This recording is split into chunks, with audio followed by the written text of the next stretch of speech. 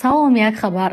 احتمال است که در تاجیکستان از ماه فوریه سال 2026 ارزش استفاده برق و گرمی تا 17% بالا برده شود.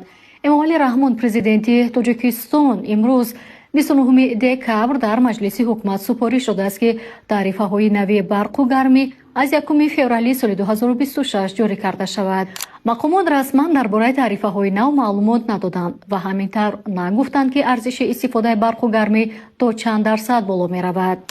یک منبع از برقی تاجیک به آسیا-Plus خبر داد که پیشنهاد شده است که نرخ برق و گرمی برای اهالی و هم کارخانه‌ها تا 17% بالا برده شود. در صورت 17% بالا رفتنی نرخ برق ارزش هر کیلووات برق برای اهالی از 35.36 درهم به 41.37 درهم بالا برده می شود. ارزش گرمی باشد برای اهالی از 1.18 درهم تا به 1.38 درهم بالا برده می شود. 31 دکبر جنبستی اقدام میلیون را گیر از زد موبایل همگی با 3.5 سامانی صاحب 1 میلیون سامانی شو. زد موبایل یک قدم تا میلیون.